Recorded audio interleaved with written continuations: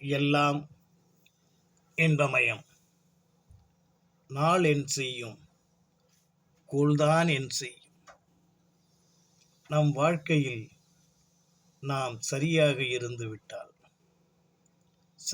இருந்துவிட்டால் என்றால் எப்படி? கடமை, கட்டுப்பாடு, கண்ணியம், இந்த 3 வார்த்தைகளும் வாழ்க்கையிலே அடுத்தவர்களுக்கு உபதேசிக்க சரியாக இருக்கும். நீ இப்படித்தான் இருக்கணும், நீ இதைத்தான் செய்யணும், நீ எல்லோருக்கும் நல்லவனாய் இருக்கணும் என்ற ஒரு அறிவுரைக்கு அது ஏற்ற வார்த்தையாக மாறிவிடுகிறது.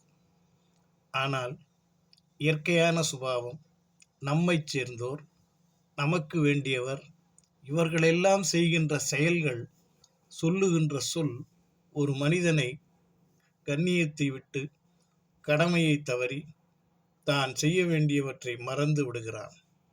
இந்த இயற்கையான தொந்தரவுகளை சமாளிப்பது எப்படி? யார் நமக்கு தைரியத்தை கொடுப்பார்கள்? யார் நம்மை இட்டுச் செல்வார்கள்? இந்த கேள்விக்குறி நமக்கு எழுகிறது அல்லவா? ஆனால் நிச்சயம் உங்களுக்கு வழி கிடைக்கும். நம்பிக்கையோடு இரு, தன்னம்பிக்கையோடு வாழ், தன்னலமற்று வாழ். உன் செயல்கள் அத்தனையும் உனக்காக மட்டுமல்ல, உன்னை சேர்ந்தோருக்கும் சம்பந்தப்பட்டது.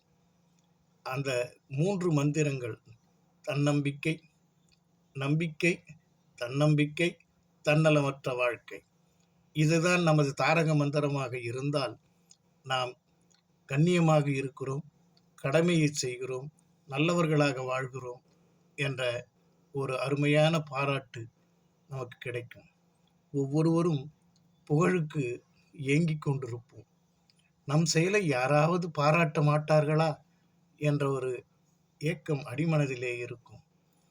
அந்த ஏக்கத்தை தவிர்க்க நமது நடவடிக்கையே அதற்கு அடிகோலும். சிந்திப்போமா? எல்லாம் இன்பமயம், எப்பொழுதும் இன்பமயம்.